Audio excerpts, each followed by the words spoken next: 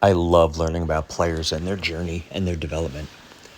Today I had a special guest, Micker Adolfo, who's been working out at Evolution Baseball over the last 2 weeks, and I had the opportunity to sit down and ask him some questions that some of the players and coaches have come up with. His guys. He reached out a couple weeks ago. He was in the area to use the cages. And as you know, I try to ask all the professional players that get to come in here just a bunch of random questions. So a couple questions we have. One of them is, as a player from the Dominican Republic, who are your favorite baseball role models? Growing up, I had Vladimir Guerrero. I had Alfonso Soriano, Manny Ramirez. I had my dad to look up to. Those kind of guys I envisioned myself after as a young kid. Manny Ramirez. Yeah. Again, we talked a little bit about the connection. Mm-hmm. My son went to a college where his godson went, which is pretty wild. And he said he could swing it like Manny too.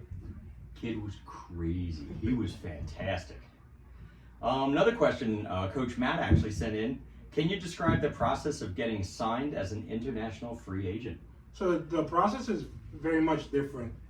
It's kind of like a lot of tryouts, not as many games as kids play here in the U.S. It's more tryouts at different academies, different programs, so to say. And let's say I signed 2013. So I was doing tryouts with kids from that year. And it's pretty much just 2 years to a year and a half of tryouts like every day. Visiting different academies, Texas Rangers, the Cubs, you name it. And you just wait a certain period, which was July 2nd, and then you sign. And then you're off professional baseball. Do you go and reach out to them to get to those camps, or they reach out to you? They reach out to your trainer. Okay. Mm-hmm. And that's some of the connections. And kind of like the echoes. Oh, this kid in this town. And then the scout goes and sees you. And he's like, okay, I want to bring you to the academy. And it's a little different here where they advertise all those things, and then people pay the money to go to those. Mm-hmm. It's probably a little bit different. Yeah. There it's the echoes, the sound you make. That's good though. How has training changed from when you were younger to the amateur level to where you're at now? I'd say it changed in the aspect of when you're young, you train really hard, right? To put everything together. But then as you get older, you gotta know what the things you need to work on. And you just take a little bit of from here, a little bit from there, and you just piece them together and build that consistency. You know what I'm saying? You just work smarter as you get older. You and I talked a little bit about this. How do you see the training is different from where you're from to what you see here? How is the training different with younger players?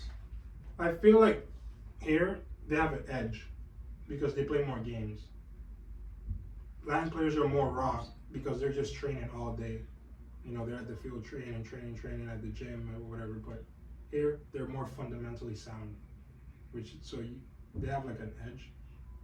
As to when they get into pro ball, you can tell like, all right, this kid knows the fundamentals, and this kid, he's just a raw player. We gotta like teach him the fundamentals.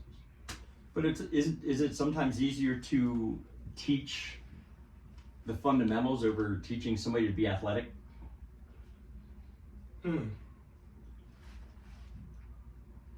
That's a good question. That's tough. That is.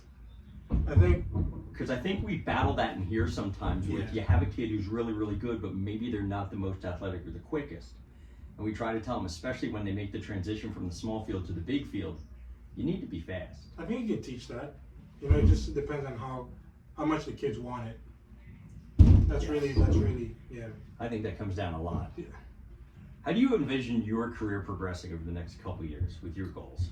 Well, my goals right now are hopefully latch on with the MLB team again. If not, hopefully overseas and make a killing over there and play happily the next 5 to 10 years. Have you played overseas yet?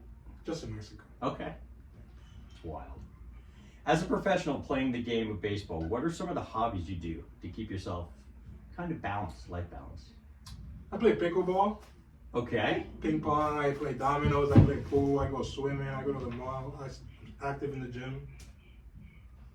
And that's pretty much it. A lot of those things I love because people don't recognize it, and I say it to some of the players, those are all things you have to use eye-hand coordination for. And I think that gets overlooked a lot. We tell kids all the time, you have to know. That's actually really cool. I love that answer. I love me some pickleball. Really? I'm waiting to be able to play. People keep telling me about it. What advice would you give to kids playing the game, hoping to reach the same level as you? Okay. This one's a tough one. Enjoy the process. Have fun. Correct?